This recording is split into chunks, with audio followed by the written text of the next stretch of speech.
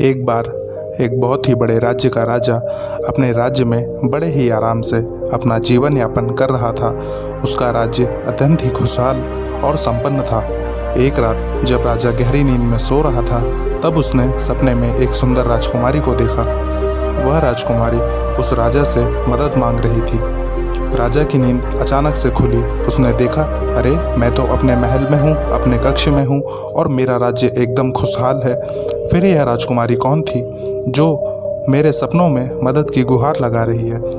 राजा ने उसी रात निर्णय लिया कि अगले दिन सुबह होते ही वह राजकुमारी की तलाश करेगा जो उसके सपने में मदद की गुहार लगा रही थी। राजा ने अगली सुबह बिल्कुल वैसा ही किया। सर्वप्रथम अपने चित्रकारों को बुलाया और जैसा सपनों में चेहरा देखा था वैसा ही वर्णन किया। चित्रकार ने राजकुमारी का चित्र तैयार कर दिया। राजा ने उस चित्र को लेकर महल से रानी की तलाश में निकल पड़ा। आसपास के सभी राज्यों में पता किया, वह राजकुमारी का कहीं कोई खबर नहीं मिली। राजा को इस तलाश में करीब 25 दिन बीत चुके थे। राजा ने सोचा, राजकुमारी का कहीं कोई पता नहीं चल रहा है। उसने अपने गुप्तचरों को कहा कि राजकुमारी का पता करें।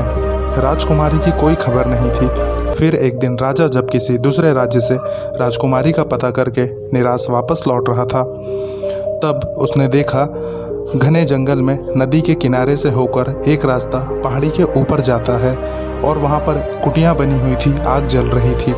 राजा ने सोचा, ऐसे घने जंगल में कौन सी कुटियाँ और यहाँ कौन रह रहा है, इतने कष्ट में अपना जीवन यापन कर रहा है। राजा ने फैसला किया कि वह उसे अपने राज्य में रहने के लिए आमंत्रित करेगा। कुटियों की तरफ अपने घोड़े के साथ राजा धीरे धीरे बढ़ा और देखा वहाँ वही स्त्री भोजन बना रही थी जिसने राजा से मदद की गुहार लगाई थी राजा के सपने में।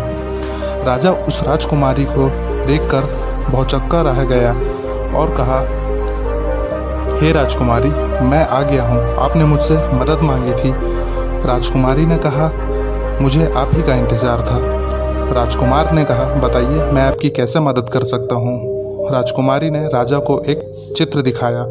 इस चित्र में एक राज्य का चित्रण था जहाँ सूखा, अकाल, भुखमरी, महामारी से ग्रसित लोग, प्रजा में खंडहर पड़े घर, सब देखकर राजा को अत्यंत ही गुस्सा आ गया और उसने कहा, राजकुमारी, इस राज्य की इतनी बुरी हालत है, इस राज्य का राजा कौन है जो कि अपनी प्रजा को इस कष्ट में देखकर आराम से अपना जीवन यापन कर रहा है, उसे अपनी प्रजा की रत्ती भर भी चिंता नहीं है। राजकुमारी ने कहा, युवराज, यह आप ही का राज्य है। राजा कहता है, मेरा राज्य यह कैसे संभव है?